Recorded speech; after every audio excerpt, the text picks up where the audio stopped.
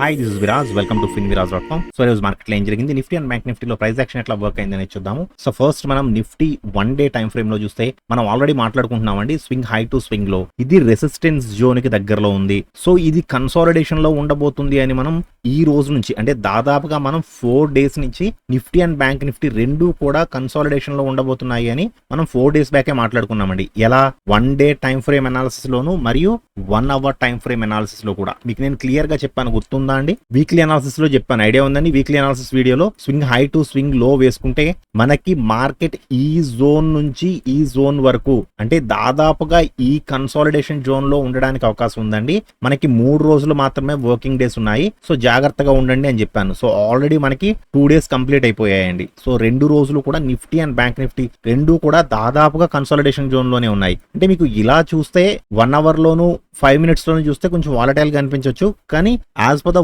1 day time frame లో చూసుకుంటే మాత్రం మార్కెట్ ఎక్కడికి వెళ్ళలేదు. అటు మూవ్ అయ్యి ఇటు మూవ్ అయ్యి ఎక్కడైతే మొదలైందో అక్కడే ఉంది మార్కెట్, చూసారా? సో నిఫ్టీలోను అండ్ బ్యాంక్ నిఫ్టీలోను కూడా సేమ్ సినారియో కనబడుతుందండి. Swing high to swing low చూసుకుంటే ఇది కూడా ఎగ్జాక్ట్ గా రెసిస్టెన్స్ జోన్ కి దగ్గరలో ఉంది. సో మార్కెట్ ఈ రోజైతే స్లైట్ గా అసలు అంటే కొంచెం పైకి వెళ్ళడానికి ట్రై చేసింది డైలీ టైం ఫ్రేమ్ లో మార్కెట్, బట్ మూమెంటం అయితే లేదు. మూమెంటం ఇంకా చాలా డల్ గా ఉంది. సో బుల్లిష్ గా మారాలి market, Nifty or bank Nifty bullish గా మారాలి అంటే మూమెంటం కూడా చేంజ్ అవ్వాలి. సో మూమెంటం అనేది లేదు మార్కెట్ లో ప్రెసెంట్. సో మార్కెట్ కి కొంచెం టైం పడుతుంది. నేను ఇంకా కొంచెం కన్సాలిడేషన్ ఎక్స్పెక్ట్ చేస్తున్నాను. ఇంకొక 2-3 రోజులు కన్సాలిడేషన్ ఎక్స్పెక్ట్ చేస్తున్నా. అంటే కన్సాలిడేషన్ అంటే ఇక్కడే ఉంటుందని కాదు, మేబీ గ్యాప్ అప్ ఓపెన్ అయ్యి పైకి వెళ్ళి మళ్ళీ కిందకి రావచ్చు, లేదా గ్యాప్ డౌన్ లో ఓపెన్ అయ్యి కిందకి వెళ్ళి మళ్ళీ పైకి రావచ్చు. సో మార్కెట్ మాత్రం ఎటు మూవ్ అవ్వకుండా ఒక జోన్ లో ఉండడానికైతే ట్రై చేస్తుంది. దేనికోసం? బుల్లిష్ మూమెంటం కోసం. యాక్చువల్ గా మూమెంటం బుల్లిష్ గా సపోర్ట్ చేసింది అంటే మాత్రం మార్కెట్ పైకి వెళ్తుందండి. సో ప్రజెంట్ మూమెంటం బుల్లిష్ గా లేదు, సో బేరిష్ గా వెళ్ళి స్టక్ అయి ఉంది మూమెంటం. సో మూమెంటం కూడా సపోర్ట్ చేసింది అంటే మాత్రం మార్కెట్ కి బుల్లిష్ గా వెళ్ళడానికి అవకాశం ఉంటుంది. నేను బేరిష్ అయితే ఎక్స్పెక్ట్ చేయట్లేదండి, బుల్లిష్ ఎక్స్పెక్ట్ చేస్తున్నాను, బట్ మూమెంటం కూడా సపోర్ట్ చేయాలి. Okay, so 5 minutes and 15 minutes లో ఈ రోజు మార్కెట్ లో ఏం జరిగిందని చూద్దాము. నిఫ్టీలో చూస్తే Nifty first 5 minutes candle green candle. So first 5 minutes candle green candle వేసినప్పుడు మనం ఏం చేస్తామంటే ఎక్స్టెన్షన్ తీసుకుంటాము. స్వింగ్ లో టు అదే క్యాండిల్ హై టు అదే క్యాండిల్ లో తీసుకుంటాము. So this is the resistance zone. So నేను ఈ లెవెల్ ఆల్రెడీ నేను అప్డేట్ చేస్తానండి మన గ్రూప్ లో. సో మీరు తీసుకుంటే ఫస్ట్ క్యాండిల్ హైలో తీసుకుని ఆ క్యాండిల్ లోలో కానీ లేదా ఒక 30 points కానీ స్టాప్ లాస్ పెట్టుకోవచ్చు. అండ్ టార్గెట్ వచ్చి 35 points. 1:1 కంటే ఎక్కువ వచ్చిందండి ఈ ట్రేడ్. ఎందుకంటే ఇక్కడ ఓన్లీ బుల్లిష్ గానే ఉంది, ఇక్కడ there is no bearish momentum. Preference 1, 2, 3 దేని ప్రకారమైనా సరే ఇక్కడ కేవలం బుల్లిష్ మూమెంటమే ఉంది. ఓకే, బుల్లిష్ ట్రేడే చూస్తాం, ఇక్కడ బేరిష్ ట్రేడ్ లేదు కదండి. బేరిష్ ట్రేడ్ గురించి చూసే అవకాశమే లేదు ఇక్కడ. ఓకే, సో ఇది వెళ్ళింది, రెసిస్టెన్స్ జోన్ టచ్ చేసింది. స్ట్రాంగెస్ట్ అంటే రెసిస్టెన్స్ జోన్ లో మంచి గ్రీన్ క్యాండిల్ వేస్తే అప్పుడు స్ట్రాంగెస్ట్ రెసిస్టెన్స్ వరకు వెళ్తుంది. సో స్ట్రాంగెస్ట్ రెసిస్టెన్సే కాదు, ఈవెన్ ఇది 1 zone ని కూడా టచ్ చేసిందండి. సో 1 zone ని టచ్ చేసిన తర్వాత యాక్చువల్గా ఈ క్యాండిల్ ఏదైతే ఉందో ఈ క్యాండిల్ లో మనం లెవెల్స్ మార్చుకోవాలి. ఈ క్యాండిల్ లో ఎందుకు అంటే 1 zone ని కూడా దాటిన తర్వాత మనకి ఈ ప్రీవియస్ లెవెల్స్ అనేవి పనిచేయవండి ఎట్టి పరిస్థితుల్లోనూ కూడా. సో ఒకవేళ మనం మార్చాలి అంటే ఒకసారి నేను ఇక్కడ మార్క్ చేసి ఈ క్యాండిల్ దగ్గర మార్క్ చేసి నేను 15 minutes లో పెడుతున్నాను చూడండి. సో 15 minutes లో పెట్టి 15 minutes లో పెడితే దీనికి ఈక్వల్ గా ఒక హై ఉంది. సో మనం స్వింగ్ హై టు స్వింగ్ లో ఈ లెవెల్ గురించి కూడా మనం నిన్న మాట్లాడుకున్నాము, ఐడియా ఉందా మీకు? సో ఇది స్వింగ్ హై ఉంది అంటే 1 zone ఇక్కడ కాదు, ఇక్కడ ఉంది 1 zone, ఐడియా ఉందా మీకు? సో ఎగ్జాక్ట్ గా ఈ 1 zone ని టచ్ చేసిన తర్వాతే మార్కెట్ సెకండ్ టైం టచ్ చేసిన తర్వాత రివర్స్ అవ్వడానికి ట్రై చేసింది ఇక్కడ. బట్ మరి ఈ టైం అంతా ఏం చేయాలి? ఈ టైం అంతా ట్రేడ్స్ లేవా అంటే ఎస్ ఉన్నాయి. సో దాన్ని ఎలా చూసుకోవాలి అంటే 5 minutes లో పెట్టి మళ్ళీ ఎక్స్ప్లెయిన్ చేస్తాను చూడండి. సో ఇక్కడ ఈ జోన్ లో చిన్న ట్రేడ్స్ ఇచ్చిందండి. యాక్చువల్ గా అయితే ఈ జోన్ లో చిన్న ట్రేడ్స్ ఇచ్చింది, బట్ ఇది 1 zone కి చాలా దగ్గరలో ఉంది. 15 minutes 1 zone ఇది. ఈ 15 minutes 1 zone కి దగ్గరలో ఉన్నప్పుడు మీరు బాగా కిందకు వచ్చిన తర్వాత ఇటువంటి ఒక గ్రీన్ క్యాండిల్ లో మీరు ఎంట్రీ తీసుకున్నా తప్పు లేదు, కానీ ఇటువంటి గ్రీన్ క్యాండిల్ లో ఒక ఎంట్రీ తీసుకుంటారు, అప్ టు 1 zone టచ్ అయ్యే వరకు హోల్డ్ చేస్తారు, అంతే కదండి ఇంతవరకు. కానీ స్టాప్ లాస్ మాత్రం కొంచెం పెద్దది పెట్టుకోవాల్సి ఉంటుంది, ఎందుకంటే డికే ఎక్కువ ఉంటుంది కాబట్టి. రేపు ఎక్స్పైరీ కదండి నిఫ్టీ, డికే ఎక్కువ ఉంటుంది. ఓకే, సో ఇది 1 zone ని టచ్ అయిన తర్వాత మళ్ళీ కిందకు వస్తున్నప్పుడు ఈ జోన్ లోను అండ్ ఈ జోన్ లోను కూడా 5 minutes లో మనకి రెడ్ క్యాండిల్స్ అంటే బేరిష్ ఎంట్రీ ఇచ్చింది. సో ఇక్కడ బేరిష్ ఎంట్రీ ఇచ్చినప్పుడు ఎంతవరకు రావడానికి అవకాశం ఉంది? యాక్చువల్గా అయితే స్వింగ్ లో టు స్వింగ్ హై అదే కదండి ఉంది. సో ఫస్ట్ మనం చూడవలసింది ఏంటి?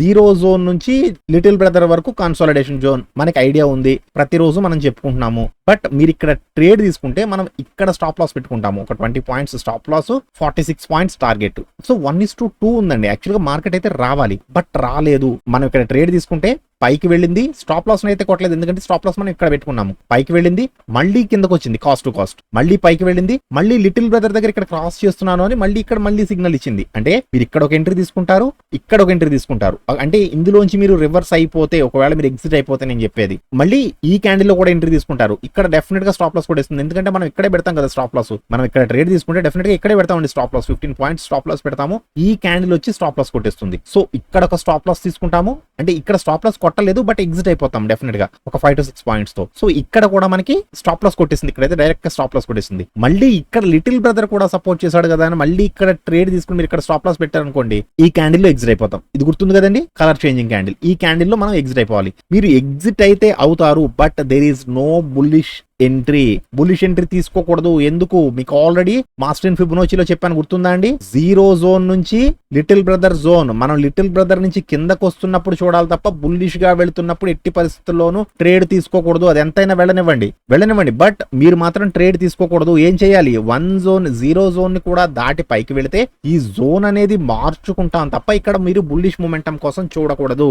ఎప్పుడు ఒక బేరిష్ మూమెంటం కోసమే చూడాలి. బేరిష్ మూమెంటం ఎక్కడ ఇచ్చిందండి? ఇక్కడ ఇచ్చింది, ఈ క్యాండిల్ లో ఇచ్చింది. ఒకవేళ మీరు ఈ క్యాండిల్ లో కన్ఫర్మేషన్ లేదు అనుకుంటే ఈ క్యాండిల్ లో తీసుకోవచ్చు. అంటే మరి లిటిల్ బ్రదర్ ని క్రాస్ అయ్యే వరకు తీసుకోకూడదు కదా సార్ అంటే, అది మీ చాయిస్ అండి. లిటిల్ బ్రదర్ ని క్రాస్ అయిన తర్వాత మీరు ఈ క్యాండిల్ లో కూడా తీసుకోవచ్చు. మీ లిటిల్ బ్రదర్ ని క్రాస్ అయిన తర్వాత మూమెంట్ అనేది చాలా ఫాస్ట్ గా ఉంటుంది. చూడండి ఎంత ఫాస్ట్ గా ఉందో, విత్ ఇన్ సింగిల్ క్యాండిల్ లో బీభత్సంగా పడ్డది. సో లేదు అనుకుంటే మన టెక్నికల్స్ మాత్రం పక్కన పెట్టొద్దండి. మన టెక్నికల్స్ అది ఎవర్ గ్రీన్ టెక్నికల్స్ మనవి. ఓకే, మీరు ఈ క్యాండిల్ లో ఎంట్రీ తీసుకుంటే ఇక్కడ 15 points stop loss and 60 points target వచ్చి టార్గెట్ ని హిట్ అయింది.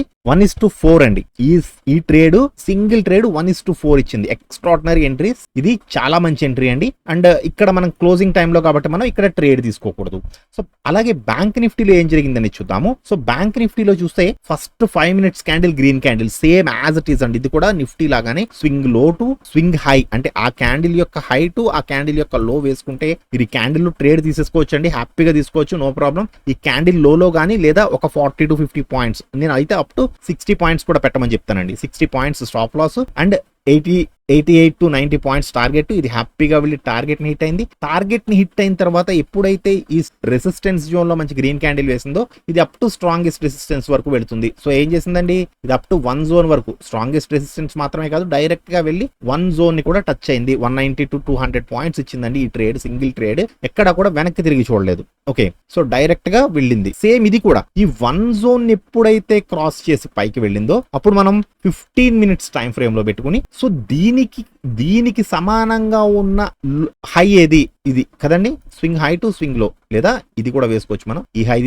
తీసుకున్న జస్ట్ స్మాల్ డిఫరెన్స్ ఉంటుందండి, ఏదైనా తీసుకోవచ్చు. So swing high to swing లో తీసుకుంటే ఇది యాక్చువల్ గా 1 జోన్ కాదు, ఇది స్ట్రాంగెస్ట్ రెసిస్టెన్స్ జోన్. అంటే 15 minutes లో మీరు ఫస్ట్ 15 minutes క్యాండిల్ క్లోజ్ అయిన తర్వాత తీసుకుంటే ఇది అప్ టు స్ట్రాంగెస్ట్ రెసిస్టెన్స్ వరకు వెళ్ళింది 140 పాయింట్స్. ఆ తర్వాత ఇది వెయిట్ చేసింది. సో ఒక మంచి కరెక్షన్ కోసం చూడడానికి ట్రై చేసింది. సో 5 minutes టైం ఫ్రేమ్ మనం ఏం చేస్తామండి, మనకి ఒక మంచి బేరిష్ ఎంట్రీ కావాలి. This is the bearish entry. So ఇక్కడ మనకి చాలా మంచి బేరిష్ ఎంట్రీ ఇచ్చింది. సో ఇక్కడ ఎంట్రీ ఇచ్చినప్పుడు ఇది ఎంతవరకు రావడానికి అవకాశం ఉంది? స్వింగ్ లో టు స్వింగ్ హై కదండి. సో ఫస్ట్ ఎంట్రీ అయితే ఇదే యాక్చువల్ గా అయితే. సో మనం ఇక్కడ ట్రేడ్ తీసుకుంటే ఇక్కడ స్టాప్ లాస్ పెట్టుకుంటాము, ఒక 69 points stop loss. Next candle లో మనకి లిటిల్ బ్రదర్ సపోర్ట్ చేశాడు. లిటిల్ బ్రదర్ సపోర్ట్ చేసిన తర్వాత చాలా బాగా, అంటే దాదాపు 100 పాయింట్స్ పట్టది. అంటే 1:1 కంటే ఎక్కువ ఇచ్చింది. బట్ ఇది అప్ టు టార్గెట్ వరకు రాలేదు. 140 పాయింట్స్ రాలేదండి. యాక్చువల్ గా మన టార్గెట్ ఎక్కడుంది? 140 పాయింట్స్ ఉంది, బట్ రాలేదు. ఎందుకు? బికాజ్ ఈ రోజు bank Nifty expiry. They have to consolidate అవ్వాలి అండ్ ప్రీమియం డికే జరగాలి. ఇదంతా కూడా ప్రీమియం డికే ఏరియా. మీరు ఇక్కడ ఎక్కడ ఎంట్రీ తీసుకున్నా సరే